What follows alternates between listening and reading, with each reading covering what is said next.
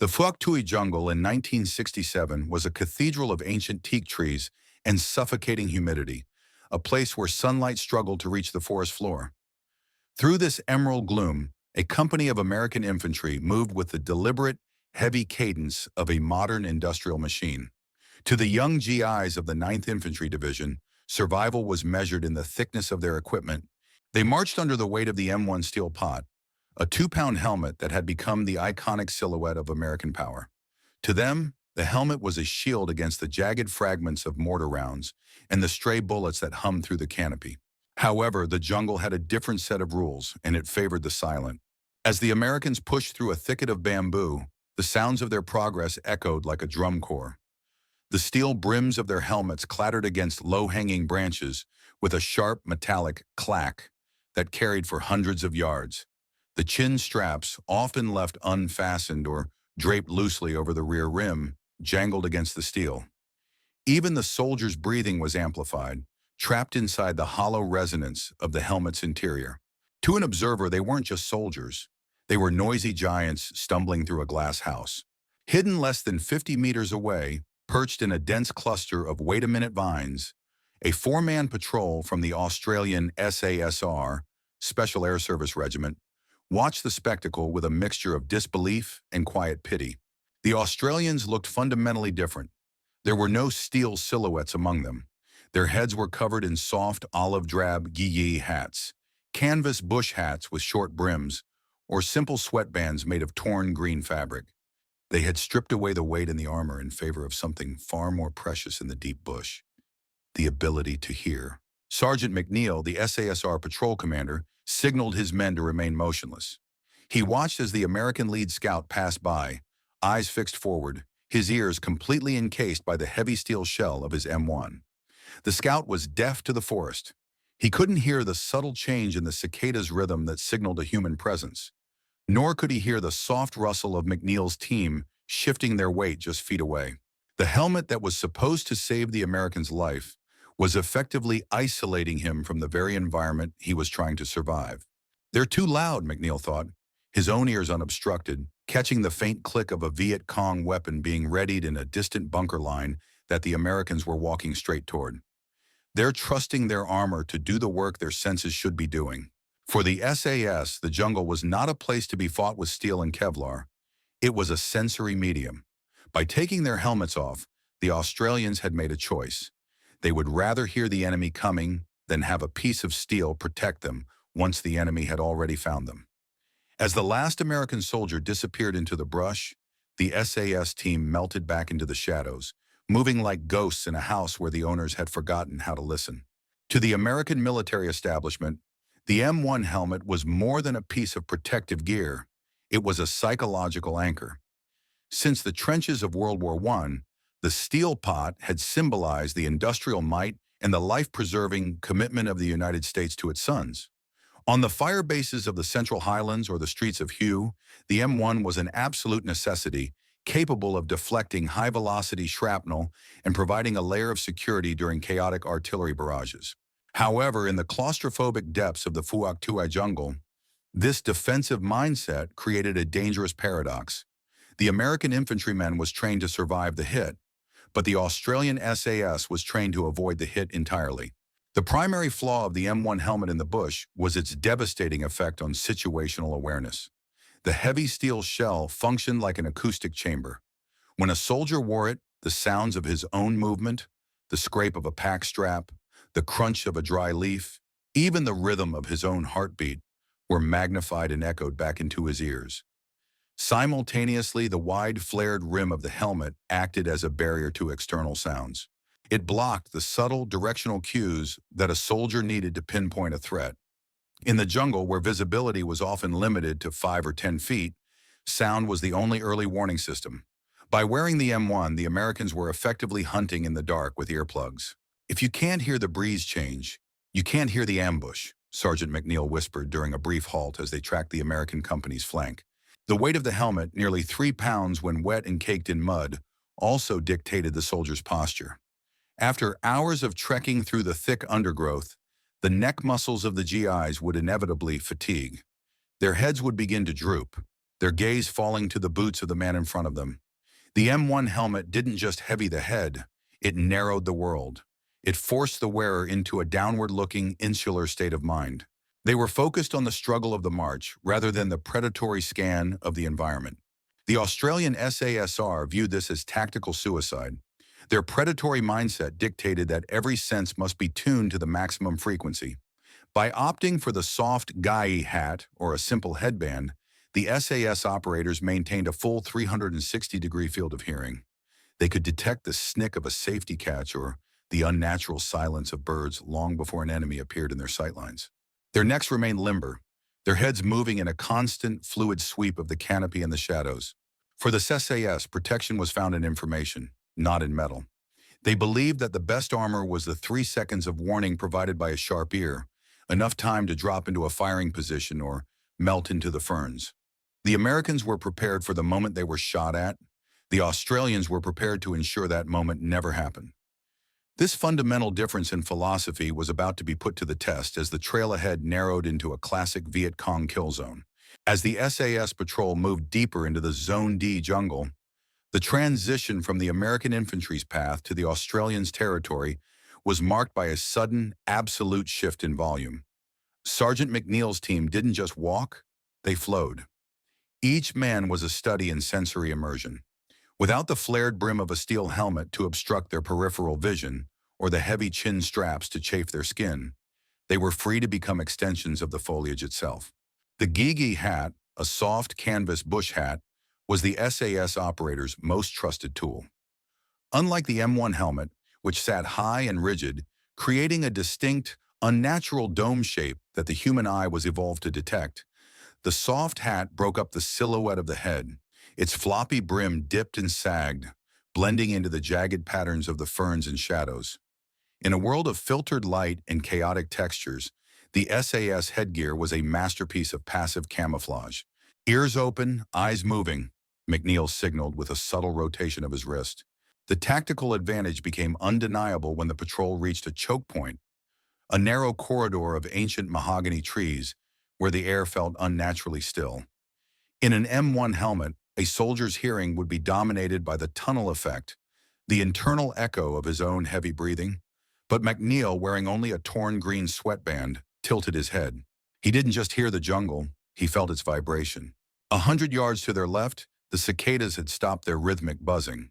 To a helmeted soldier, this tiny acoustic shift would have been lost in the metallic resonance of his gear.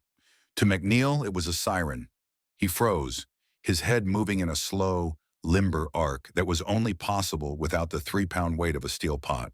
Because he wasn't fighting the weight of a helmet, his neck muscles were relaxed, allowing his eyes to scan the upper canopy and the base of the trees with fluid precision. He spotted it, the faint geometric line of a bamboo tripod, hidden behind a curtain of moss. It was a Viet Cong listening post. The SAS team sank into the undergrowth like water into sand. Because they weren't wearing helmets, they didn't have to worry about the clunk of steel hitting a tree trunk as they took cover. They could press their heads flat against the earth, their ears in direct contact with the ground to listen for the footfalls of an approaching enemy. This ground mapping was a technique the Australians had perfected, a feat physically impossible while wearing the flared M1. The Australians prioritized situational awareness over physical armor. They operated on the grim but logical math of the jungle. A helmet might save you from a piece of shrapnel once the ambush starts, but a soft hat and a sharp ear will allow you to see the ambush before the first shot is even fired. By shedding the steel, they had traded a false sense of security for the ultimate tactical edge, the ability to hear the forest breathe. In the deadly game of hide-and-seek, the Americans were playing with a shield, but the SAS were playing with 1,000 tiny sensors, all tuned to the frequency of survival. The tactical reality of the no-helmet policy was most starkly revealed an hour later. The American company, despite their bravery and superior firepower, had moved through this very sector minutes earlier, oblivious to the threat lurking in the subcanopy. Their M1 helmets had acted like white noise generators. The friction of the inner liners against their temples and the muffled resonance of the steel had created a sensory dead zone. They had marched right past a Viet Cong regional force squad, neither side realizing how close they had come to a bloody collision. The SS patrol, however, was tuned to a different frequency. Sergeant McNeil halted the team. He didn't need to see the enemy. He could hear the texture of the forest changing. Without the acoustic interference of a steel pot, the SAS operators could perform a technique they called sound ranging. By slightly tilting their heads, they used their unobstructed ears to triangulate noises that were invisible to the Americans. Movement, 2 o'clock, McNeil signaled, his hand barely moving. He had caught a sound that was impossible to hear through a helmet. The faint rhythmic swish of a NVA rubber tire sandal dragging across wet grass, and the dull, wooden thump of an AK-47 stock bumping against a hip. These were soft, low-frequency sounds that the M1's flared rim would have deflected or masked. To the Australians, these sounds were as loud as a shout. The VC squad was moving parallel to the Americans' trail, preparing to close the gate and ambush the U.S. rearguard. They were confident, believing the loud giants were the only ones in the area. They hadn't counted on the 4 moss men who had shed their armor to become part of the win. Because they weren't encumbered by the weight of the steel pot, the SAS team executed a hasty ambush with terrifying efficiency. In an M1 helmet, dropping prone often resulted in the helmet sliding forward over the eyes, momentarily blinding the soldier at the most critical second of a fight. The SAS, in their soft hats, hit the deck with their eyes already locked on their sights. Their heads remained steady, their peripheral vision wide and clear. McNeil watched as a VC scout emerged from a thicket of ferns. The enemy soldier was relaxed, his ears also uncovered, listening for the loud clatter of the Americans in the distance. He never heard the SAS. He never saw the 4 barrels leveled at him from the shadows. The Australians remained perfectly still. They didn't fire. Their mission was reconnaissance, not a firefight, and their ability to hear gave them the luxury of choice. They heard the rest of the VC squad pass by, counting their numbers, identifying their heavy weapons, and noting their direction, all while remaining less than 15 meters from the enemy line. As the VC moved off, McNeil realized the grim truth. A helmeted American unit in this position would have likely been spotted or forced into a panicked engagement because they wouldn't have known the enemy was there until they were on top of them. By taking their helmets off, the SAS had gained the ultimate hunter's advantage. They knew the enemy's position, their strength, and their intent, while the enemy still believed the forest was empty. The steel pot was a promise of protection for the body, but the soft hat was a guarantee of dominance for the mind. As the afternoon progressed, the tropical heat intensified, turning the jungle into a pressurized steam room. In these conditions, the physical toll of equipment became a matter of tactical life and death. The American infantrymen, miles ahead, were beginning to pay the weight tax of the M1 helmet. While 3 pounds of steel might seem manageable in a training camp, after 6 hours of navigating a vertical landscape of roots and ravines in 100-degree heat, that weight felt like a lead anvil tethered to the skull. For the GIs, the M1 helmet was no longer a shield. It had become a source of profound physical exhaustion. To support the unbalanced weight of the steel pot, the neck and shoulder muscles have to remain in a state of constant, isometric tension. As fatigue set in, the soldiers' posture inevitably collapsed. Their chins dropped toward their chests, and their field of vision narrowed to a small circle of dirt around their own feet. They were no longer scanning the trees for snipers. They were simply struggling to keep their heads up. "Look at their trail," Corporal Miller, the SAS scout, signaled as they crossed a patch of soft mud. He pointed to the deep, heavy heel strikes left by the Americans. The GIs were plodding, a sign of total physical drain. When a soldier is exhausted by the weight on his head, his reaction time triples. His movements become clumsy, and his ability to distinguish a tripwire from a vine evaporates. The helmet, designed to protect the soldier in a fight, was actually hastening the moment he would be too tired to fight effectively. In stark contrast, the SAS patrol moved with a fluid, upright agility. By ceding the protection of the M1, they had gained a level of endurance that allowed them to maintain a predatory scan for 12 hours straight. Their soft Geiger hats and headbands weighed mere ounces, even when soaked with sweat. Without the burden of the steel pot, their necks remained limber, allowing their heads to swivel 360 degrees like a periscope. They were able to keep their eyes at horizon level, the critical zone where ambushers hide. The Australians operated on the SAS principle that mobility is security. In the jungle, the ability to drop instantly, to roll behind a mahogany trunk, or to spring into a sprint was worth more than an inch of steel. A helmeted soldier, top-heavy and fatigued, moves with a high center of gravity. He is prone to stumbling and slow to react. The SAS operators, light and balanced, moved with the grace of the big cats they were named after. The more you carry, the less you see, McNeil often told his recruits. By taking their helmets off, the SAS had preserved their most vital resource, their energy. They weren't just faster, they were more alert. While the Americans were fighting the weight of their own gear, the Australians were focusing entirely on the enemy. In the grueling marathon of jungle warfare, the M1 was a sprint weight being carried in a long-distance race. The SAS had chosen to run light, knowing that in a world of shadows, the man who tires first is the first man to die. The crossover happened at a secluded rally point near the border of a free fire zone. A team of American long-range reconnaissance patrols, LRPs, the elite LRPs of the U.S. Army, was preparing to hand over a sector to the Australian SASR. These Americans were a different breed from the regular infantry. They were lean, haunted-looking men who had spent more time in the green shadows than in the barracks. Yet even they were bound by the rigid regulations of the big army, still cinching their M1 helmets tight as they prepared to move out. The two units stood in stark contrast. The LRRPs, despite their specialized tiger stripe fatigues, were still helmeted warriors. The Australians, appearing from the brush like a group of hikers who had gone feral, wore only their sweat-soaked Geiger hats and faded headbands. "You guys really go out there without the pots?" a young LRP sergeant asked, his eyes traveling from McNeil's bare ears to his worn canvas hat. "Command would have our heads if we stepped past the wire without the steel. They say it's the difference between a headache and a body bag." McNeil, leaning against a rubber tree with a level of relaxation that only comes from total confidence, offered a slight, knowing smile. "It's a difference, all right, but your command is worried about the bullet that hits you. We're worried about the bullet that's never fired."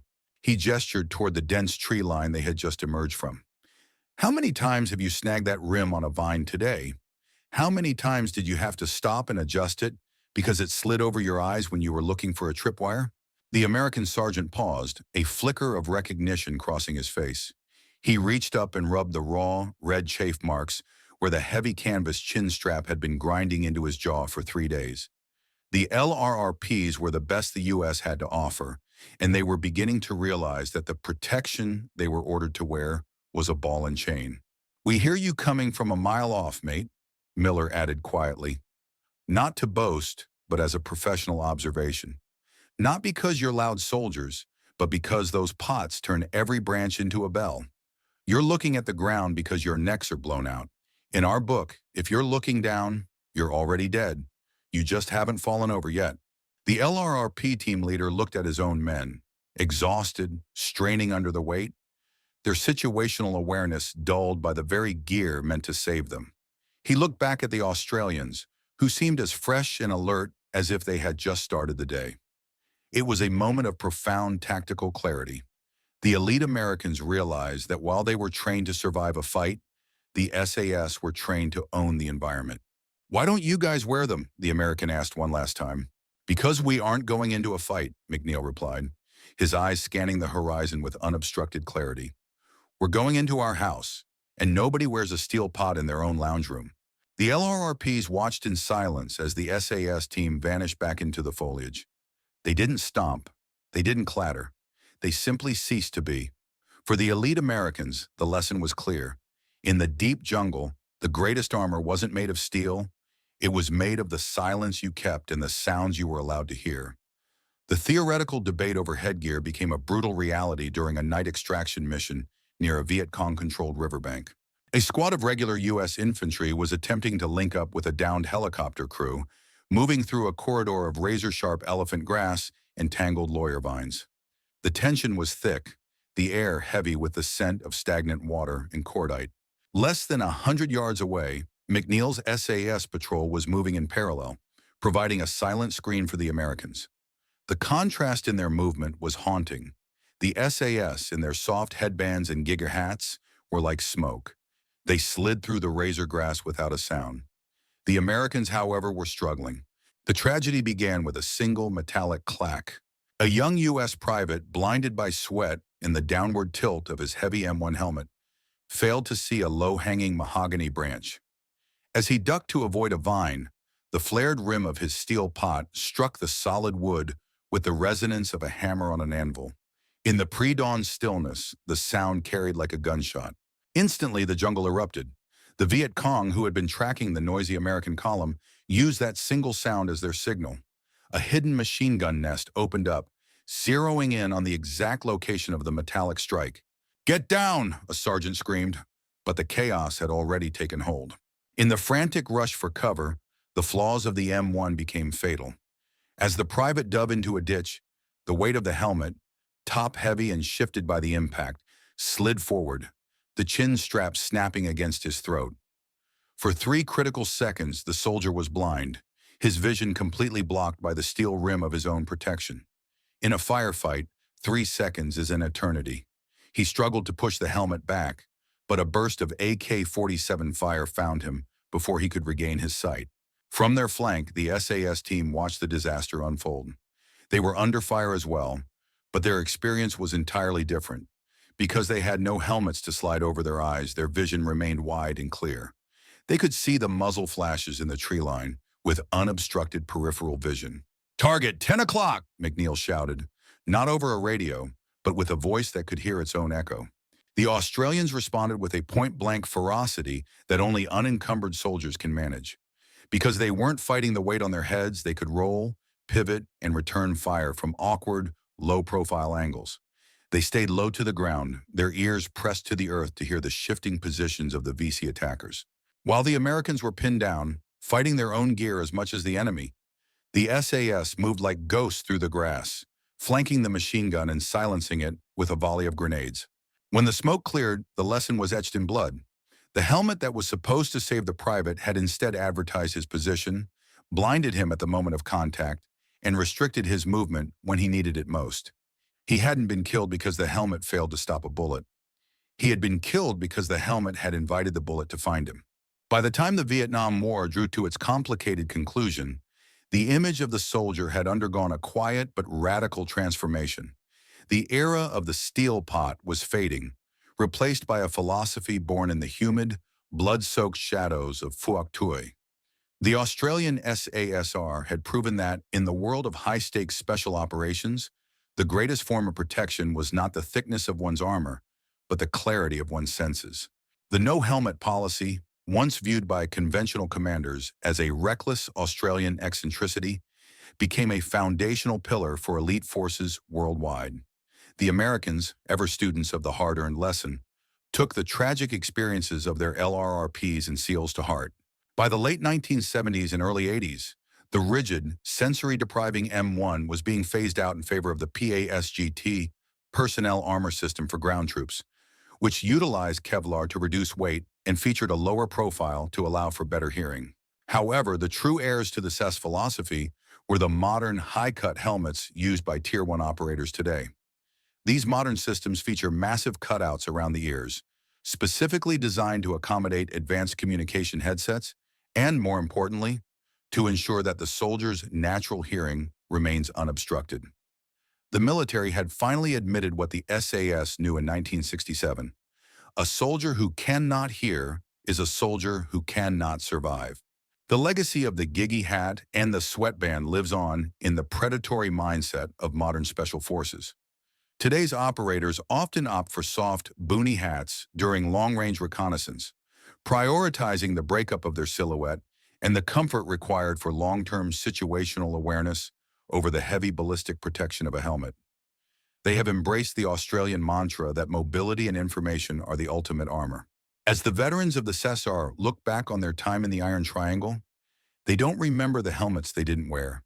They remember the sounds they did hear, the click of a distant safety catch, the unnatural silence of the birds, and the soft footfall of a ghost in the grass. They remember that by shedding the steel, they hadn't made themselves vulnerable. They had made themselves supreme. The story of the helmet in Vietnam remains a powerful allegory for the evolution of warfare. It marks the transition from the defensive mindset of the industrial age to the predatory mindset of the modern era. It serves as a reminder that in any conflict, the most lethal weapon is never the gear on a soldier's head, but the sharpened senses and the disciplined mind within it. The SAS had entered the jungle as outcasts for their minimalism, but they emerged as the architects of a new way of war. They proved that sometimes the bravest thing a soldier can do is take his armor off, stand in the silence, and simply listen to the forest breathe.